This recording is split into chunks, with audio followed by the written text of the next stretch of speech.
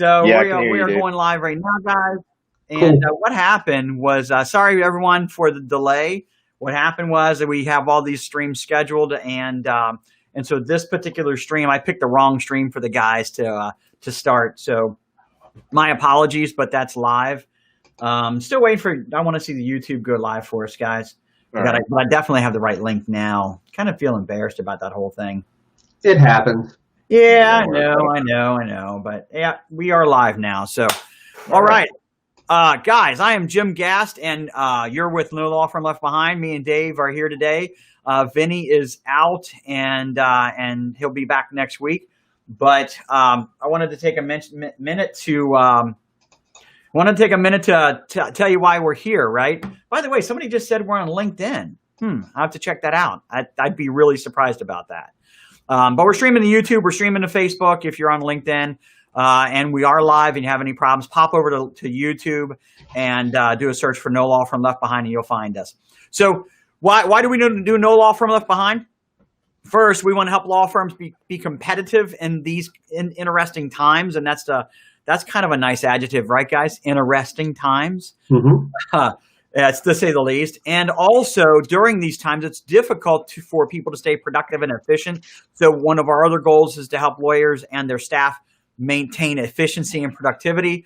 And probably maybe the biggest thing that we're here for is to help you get clients calling, right? What good does it do if you're in business? What good does it do if you're efficient if you just don't have the phones ringing? So I'd like to introduce my cohort today, Dave Myers. Dave, DJ, say hi. Hey, how's it going? And then Barry, we thank you for joining us today. Would you like to take a moment and introduce yourself? Sure. My name is Barry Sartin. I'm a personal injury attorney in Metairie, Louisiana, which is right outside of New Orleans for people who don't know what Metairie is. Jim and Dave were telling me before, pretty much like most people, the only places in Louisiana they know about are probably New Orleans and Baton Rouge. So Yeah. Metairie is right outside of New Orleans. We also have a firm office in Covington, which is right on the North Shore of Lake Pontchartrain, about 30 minutes away from New Orleans. Got it. Our firm, HMS Law Firm, focuses on personal injury cases and also Fair Labor Standards Act cases. My partners are actually in the other room right now on a Zoom mediation with a federal magistrate in a case involving the FLSA and overtime payments not being made to employees. So we do those on a collective action basis most of the time. So we knew we who's just sucking all the started bandwidth the- on your side today. There What's you go. I said, so we Yeah, knew that- who's sucking all the that could bandwidth. be. We also just started the firm during the shutdown. I know that's something that you're interested in talking about a little later on in the show. So Yeah. that's pretty much what we do. Well, what the else you title wanna of today's show chat is about? handling law firm startup challenges during COVID, right? So, let's not start there though. Let's go back a little bit, and for everybody that's watching, and if you catch the stream later on, know that we don't really set up for these, right? We have a conversation and get some key talking points, but none of this is scripted. So everything Barry's going to say today is just unrehearsed and right from the heart. So Barry, I want you to go back. You told me a story about Disney. Go back to that and kind of give us a little understanding as to where this all started in your mind. I think the story I was telling you about when we talked a few days ago was this was actually probably about 3 to 5 years ago. I was in Disney World with my parents and my son, who was 3 at the time. So he just turned 7. It makes it 4 years ago, roughly. We were down there, and I was standing in a line for one of the rides, checking my emails, and got an offer from an adjuster on a client's case.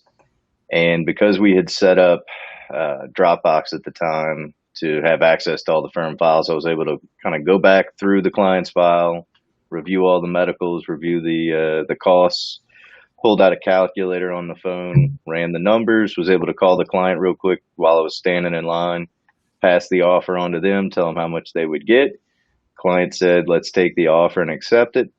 I was able to then get on the phone with the adjuster who, for whatever reason, like some insurance companies won't take an email but they'll take a fax to confirm an offer. So then I had the issue of, all right, I got to send this guy a fax and I'm standing in line at Disney World. Well, then I pulled up eFax on the phone, which we had at the time, and was able to put together a fax, just used the cover sheet feature to type it up. So he basically got a cover sheet with no attachment. And the cover sheet read, "We accept your offer." And that was it. The case was done and settled up, and it was all done in a line for, I think it was Splash Mountain, but it was one of the rides over at Disney World. You remember how long you had to wait for the ride? Longer than it took to settle the case. Isn't that something? Isn't that something? Dave, me and Dave have been together for a little bit more than a decade now. Mm-hmm. Yep. And I got to tell you, the first time we had mobile technology, you were probably still in law school, my friend.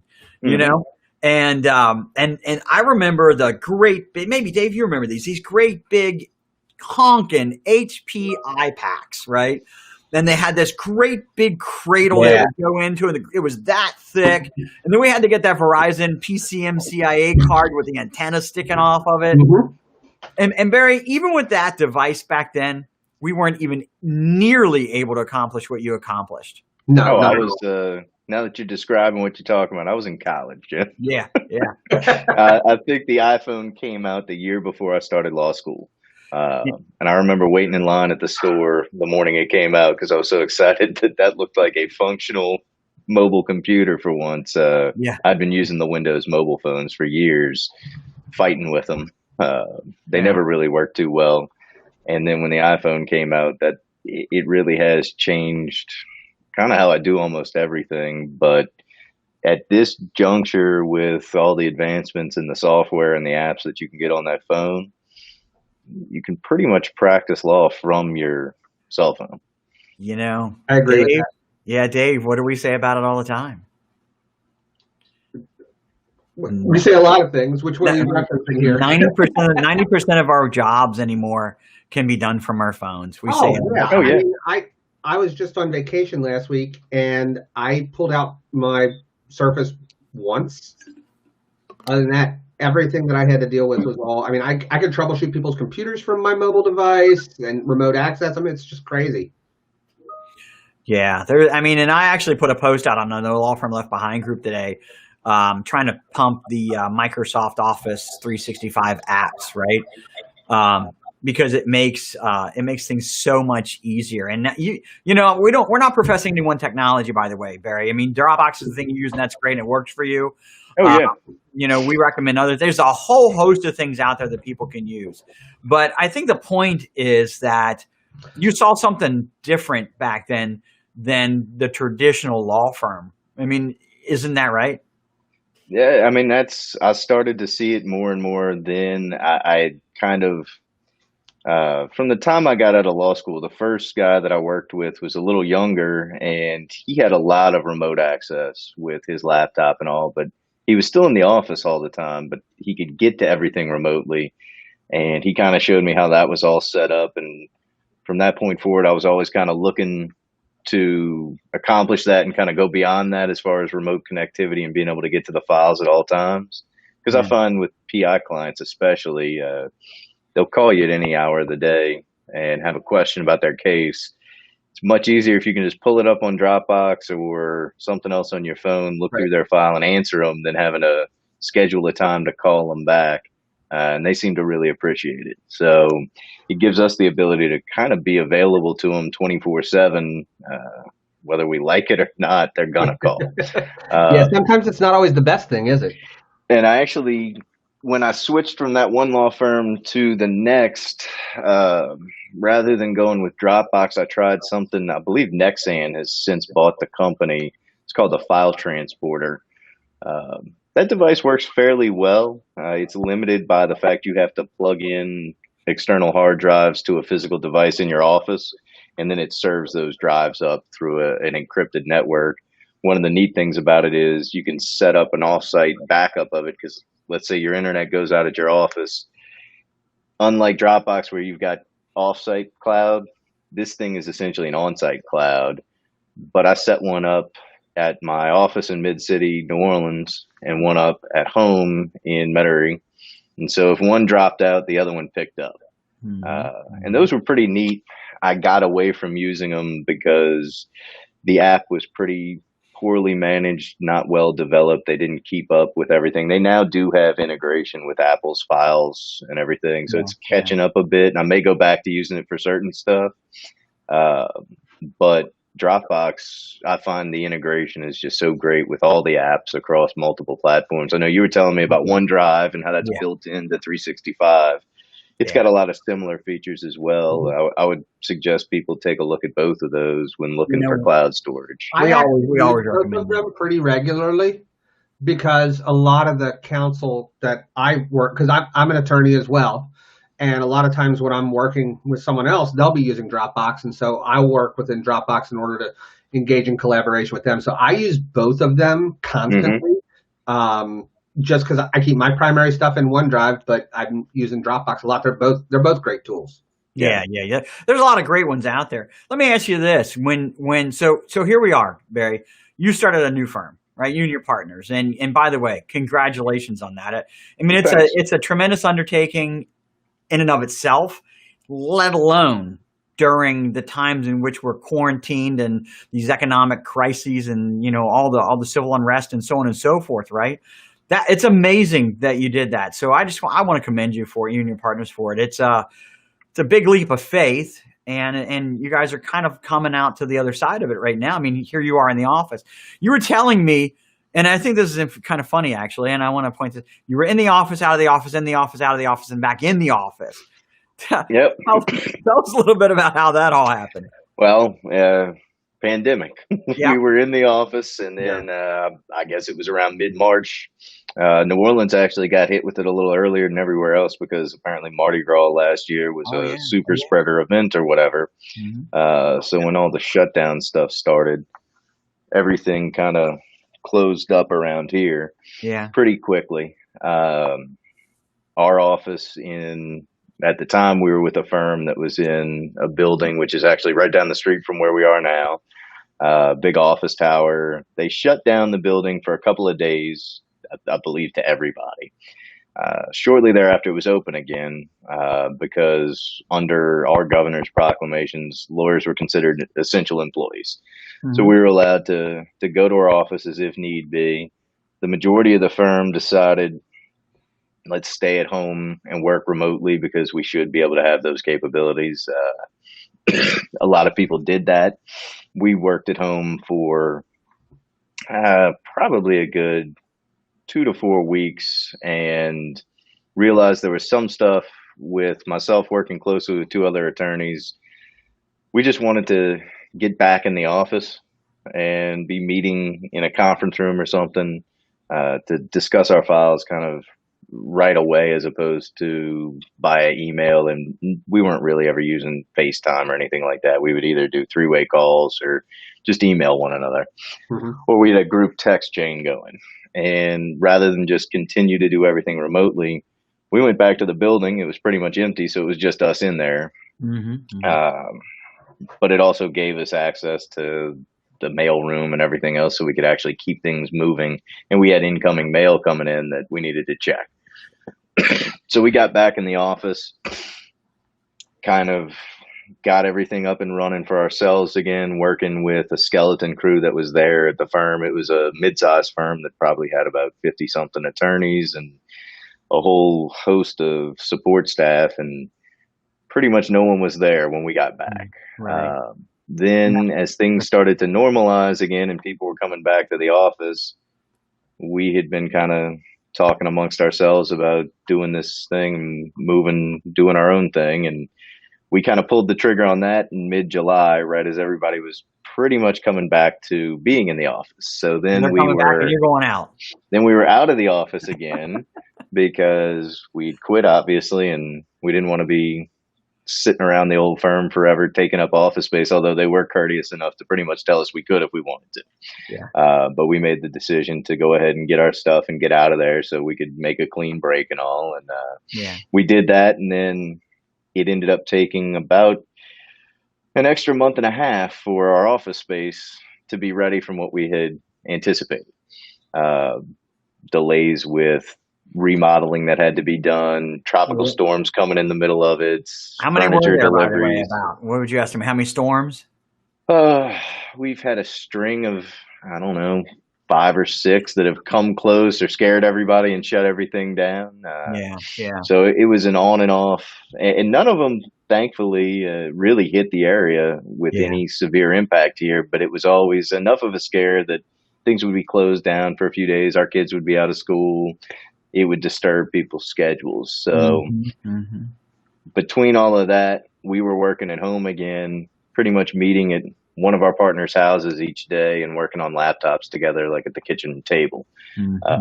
But like I was telling you before when we chatted, we set up our Dropbox for our new firm almost immediately when we left. It was Dropbox and Office 365. We got them both set up and running. So we had email and we had a place to save our files. Yeah. Pretty much from there, we could get working on everything. We saved all of our files from the old firm and transferred them to the new account. Little to no problem. It was up and running. And from there, we signed up for we use Vonage Business for the phone service and for the electronic fax that they offer. Both I found work extremely well. And then with the Vonage, we have desk phones that we're now using in our offices. But for the 6 weeks or so we were out, we were just using the mobile app on iPhones that allows you to take all your office calls. And it has a mobile attendant feature that you can turn on, because we had a secretary, but we had actually hired a secretary at our old firm about 2 weeks before we quit. Oh. And we went to her and said, well, we're leaving. You want to come with us? And she said yes. And so we pretty much told her, we'll let you know when the office is ready, because there's not a whole lot you can do right now.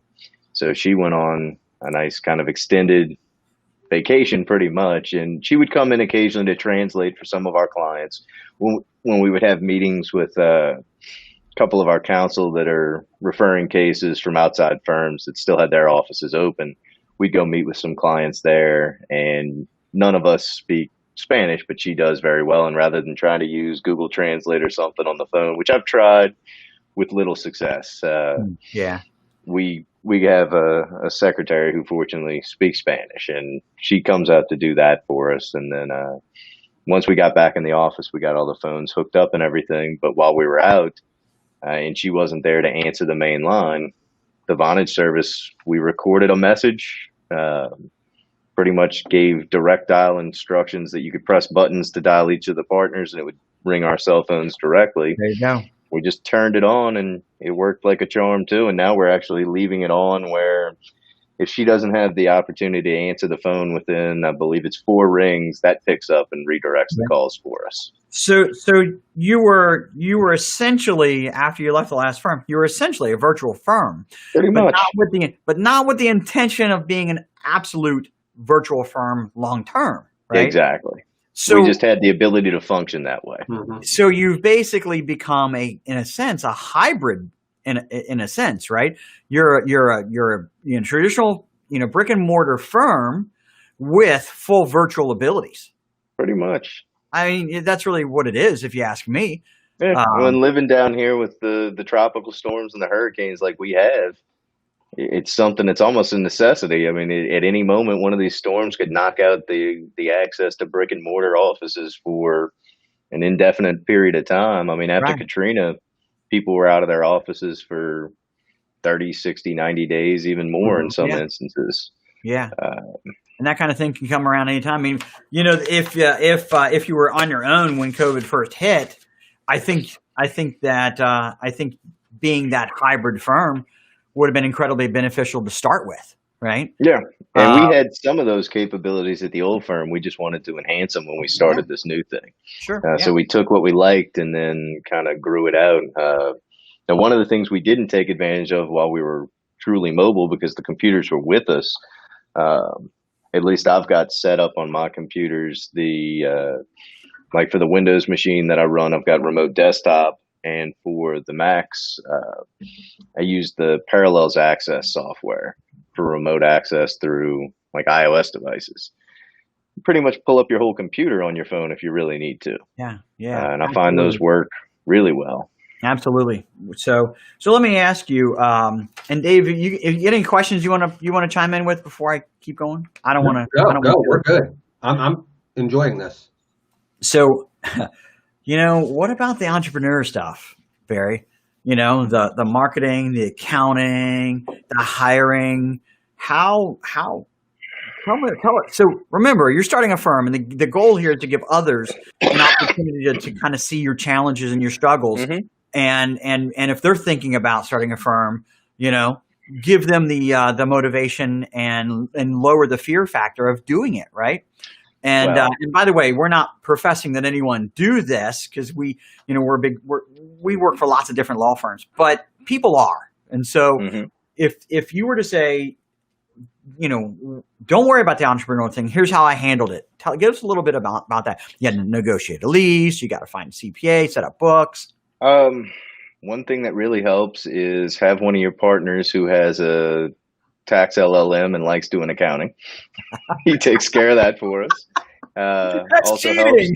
also helps that his wife is a social media digital marketing professional, so she's kind of taking care of that for us. Okay.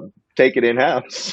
Just find somebody to join you who knows how to do that stuff. Not everybody's got that. Not everybody's got that built-in marriage thing going for them, where the spouse and the partner have that expertise. I mean, did you look at any services outside? Was it necessary?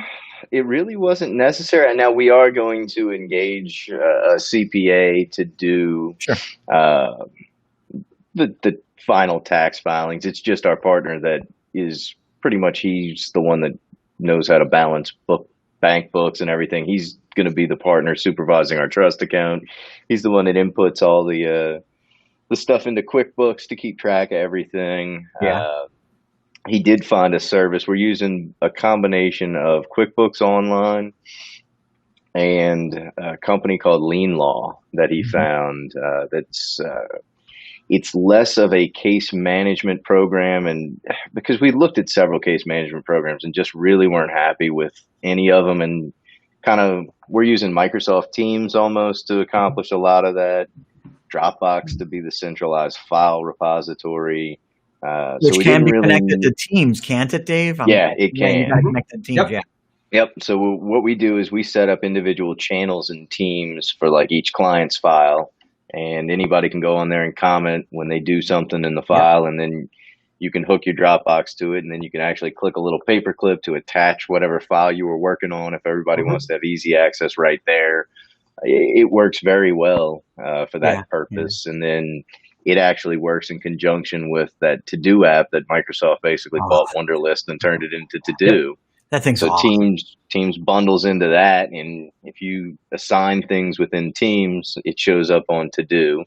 So it pretty much handles that side of practice management. What we needed was the kind of accounting side of it, where we needed just the component that would track expenses or money spent on each client's case.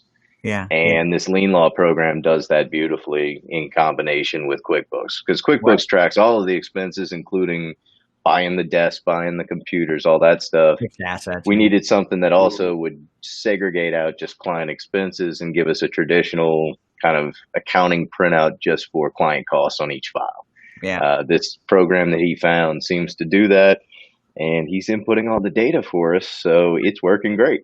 Nice. Yeah, it's got the accounting, so the accountant can get into it as well. And that's nice. Basically what it does, and I don't know a lot about it yet, because pretty much he's been handling, like I said, he's the guy that does that for us. Apparently it does share with QuickBooks, so that when he puts something into Lean Law, it shares that information into QuickBooks and vice versa. And then you give the accountant, typically they want like a QuickBooks export, and you just export the files or give them access to the QuickBooks account. They don't need to get into the Lean Law necessarily, because everything's mirrored in QuickBooks. And apparently accountants all like to work with the QuickBooks files. So everybody. That's what we've got set up for it. Everybody's integrating with QuickBooks. It's just the way it goes. Well, I don't want to go too far over. We're going to run over a couple minutes, and that's fine. But if you were to look at everything that you had to go through to get in that chair that you're sitting in right now, by the way, is that your chair finally? Is the big Yes, it is. yeah, Finally. good. It's finally, right? If you had to think of everything that you had to go through, right? There were fears, there were uncertainties, there was questions. I'm sure there were probably, oh my gosh, it's going to be a delay here or whatever it is. What would you say was the thing that was the biggest challenge for you that you and your partners overcame together? And how would you recommend at the same time? Maybe you did it differently, or maybe you'd recommend others considering doing the same thing. Maybe how would you recommend they overcome that fear, that type of fear? Um, Or uncertainty. It might not be a fear. well, the biggest issue we had really was timing on this, and in part, it was we decided to move out of an established firm, and that's kind of like jumping into cold water. We might have wanted to plan a little bit better for having a soft landing when we came out on the other end. That could have, I guess, been done slightly differently, but at the same time, when we made the decision, it was kind of all right, we've made the decision. We were thinking about it, but until we pulled the plug, we weren't going to go find office space elsewhere and those types of things. So Yeah, we really did wait until we were sure we were out. As soon as we were sure we were out, we told the other firm that we were working with, all right, we're out. And then we started getting everything else set up. that's just the right way to do it. And that's what led to 6 weeks roaming around, working in people's kitchens. But if you've got all the stuff set up correctly, it really isn't that bad. You can get a lot done working from wherever. I think one of the other things that we got a lot of use out of while we were mobile is the Fujitsu scan snaps. We've got the desk models in the office, but while we were mobile, they were in boxes sitting in one of our partners' houses waiting to get set up. Mine's sitting right there, by the way. We got one of the little portable ones, or I actually already had one. I just pulled it out, and we started using that occasionally. If we had to scan something, they sell the little one that looks like 4 or 5 rulers thick. Yeah. And you can just pass individual sheets through. It's not ideal for long-term use or high volume, but in a pinch, you can scan in medical authorizations or whatever else you need to. And the other thing that's been huge was not Dropbox, DocuSign. Yeah. We got a DocuSign account and have been using that to send just about anything to clients that need signature. And one tip I would have for people on that is if you don't want your DocuSign documents getting rejected by hospitals and the like when your client signs on the screen or whatever, go into your DocuSign preferences and turn off the bracketing and the DocuSign ID around the signature itself. Because it still has the DocuSign ID printed at the top of the page, but if it takes that bracket off around the signature that it prints, they don't catch that it was electronically signed and start complaining. Because even in Louisiana, where we have an electronic signature act that makes those things perfectly valid, somebody at a hospital sees it, there's a 50% chance they're going to find a reason to complain about it. Really? Is that something you found? Is that some kind of link you found or some advice you found on some website? Actually, that was great advice that I was given by a DocuSign sales rep when we were at our former firm. I was trying to convince the firm during the shutdown. I had DocuSign previously, just a personal plan, because I was kind of playing with all this stuff on the side myself. When the shutdown stuff hit, I was like, this is what we need to work with having clients sign things remotely. And we also had clients in Louisiana, at least Governor Edwards signed an emergency order that allowed for remote notarization. Yeah. We don't have that. And I believe the legislature passed a law making that permanent, but in a different form. But we were allowed to get like settlement releases signed and notarized doing Zoom conferences, but you needed a way for them to sign. So you could do a Zoom conference, send them a DocuSign link, watch it all. You had to record the Zoom video so it could be preserved for 10 years under this rule. And then you had to send the DocuSign document and a copy of the video to whoever you were trying to say, here's your signed release. Yeah, right. It actually saved me a drive across the state for a client on, Good. we had one case that I was going to have to drive all the way across the state just to get a piece of paper signed. And that's the one thing that remote notarization saved me about a 6-hour drive in the car. That's nice. I'll tell you what I'll do is I'm going to talk to you offline about that. I want to get a little bit more information on that. And what I'll do is in our No Law Firm Left Behind, I'll put a link. I always post these videos in No Law Firm Left Behind. So as I post a video, I'll put in the comments maybe some information on what you did there, so others can do it too. That's good. I'll fill you in on it. That's good advice. Well, I'll tell you what, we're over, as we always go, and that's fine. We really enjoy our time here with you, Barry. You've been great. I'd love to have you back on because it sounds like to me, not only did you face all of the challenges and start your firm up during, this incredibly adverse time, you also kind of have some really good tech tips that maybe we could just kind of pull out of you a little bit, Yeah, I'd love to talk to you about it. And actually, one of the places I get some of the information, started watching your podcast through LinkedIn. You're the one. I was telling you before, you had a great one about that Microsoft bookings. I was totally unaware that existed.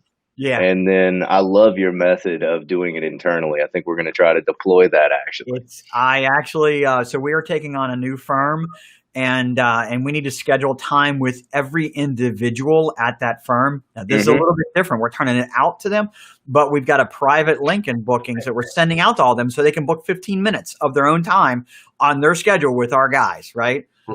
Just using bookings. So yeah, thanks for that. I really appreciate it. Well, I'll tell you what, the other thing I like to give these tips, take a look at the Office mobile app. Okay. It's not Word, it's not Excel on the mobile. It's actually the Office mobile app. It's called Office. Yeah, the combined app they just launched. Sign on PDFs and all that stuff. It actually does so much with the ability to do documents and such. Now, I'm sure you've got to work it into your process or somebody will have to work it in your process, but that's another thing. So, well, listen, Barry, it's been great. Thanks for coming on the show. Yeah, thanks for having me on. I enjoyed it. You'll come back again for us? Sure.